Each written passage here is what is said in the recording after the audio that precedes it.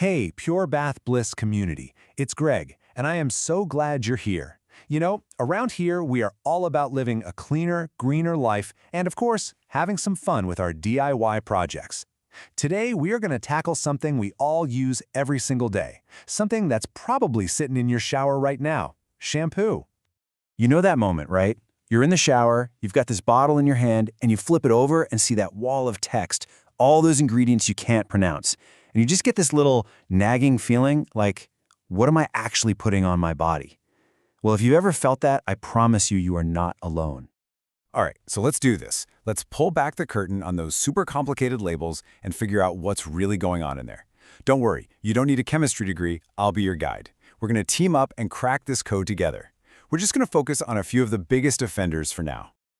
Okay, first up, sulfates. You'll see things like sodium lauryl sulfate, or SLS. This is the stuff that gives you that big, bubbly, satisfying lather. The foam we've all been conditioned to think means super clean. But here's the catch. That powerful foam can be way too harsh. It literally strips away the good, natural oils your scalp needs to stay healthy and protected. For a lot of us, especially if you have sensitive skin, that's what leads to a dry, irritated, and itchy scalp. Next on our list are parabens. You'll spot them with names ending in paraben, like methylparaben or propylparaben. Now, their job is pretty straightforward. They're preservatives. They stop mold and bacteria from growing in the bottle, which sounds good, right?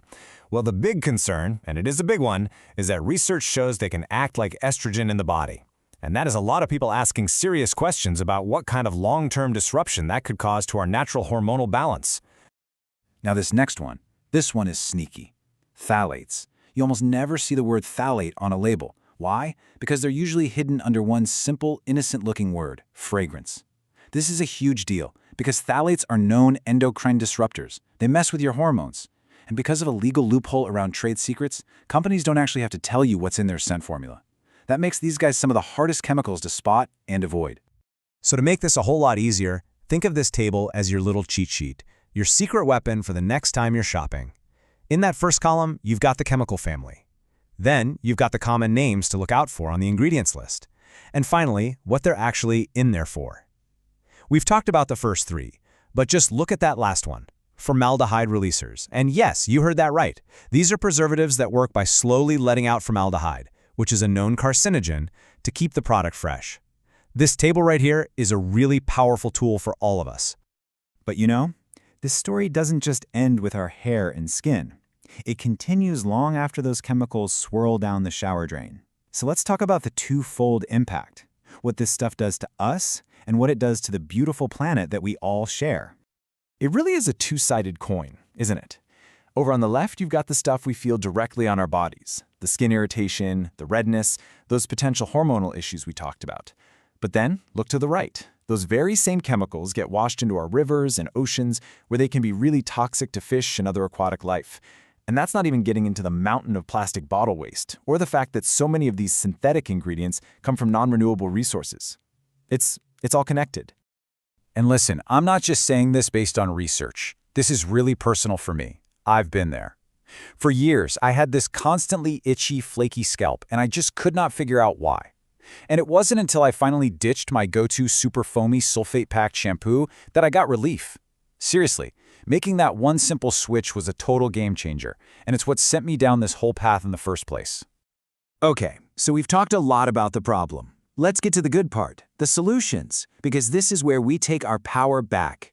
Here's a real, actionable game plan for taking control of what you bring into your home and put on your body. Here we go, your 4-step action plan. Number 1, become a label detective. Just ignore all the pretty promises on the front of the bottle and flip it right over to the ingredients list. 2, look for trusted certifications like USDA Organic or EWG Verified. These guys have done a lot of the heavy lifting for you. 3, go for simple, natural ingredients you can actually recognize like aloe or coconut oil. And number 4, and you know this one is my personal favorite, and I know so many of you in our community will love it too, try making your own. It is so much fun, it's so empowering, and you get 100% control over exactly what goes into it. So what's the reward? What happens when you actually start making these small changes? Well, let me tell you, the payoff is absolutely huge. It's not just about what you're avoiding, it's about all the amazing things you're gaining. I mean, just look at this list. We're talking healthier skin and hair that actually feel balanced and nourished. We're talking about shrinking our environmental footprint, which feels amazing. You get to enjoy real, authentic scents from essential oils. Think about smelling like actual rosemary instead of a chemical lab's version of it. But honestly, for me, the biggest benefit of all is that peace of mind. Just knowing that what you're using every day is genuinely good for you and good for the planet, well, that's priceless. This isn't a sacrifice, it's a massive upgrade. Now, I know this can feel like a lot of information all at once.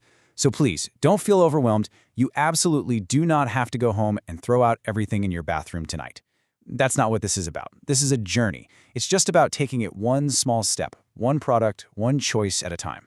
So I want to leave you with this question to chew on. What's the first clean swap you're going to make? Maybe it's as simple as using up your current bottle and then trying a certified organic brand next time, or maybe, just maybe, you're feeling inspired to try a DIY recipe this weekend. Whatever you decide, I would love to hear all about it over on the Pure Bath Bliss community forums. Let's keep this conversation going. Thanks so much for hanging out with me today.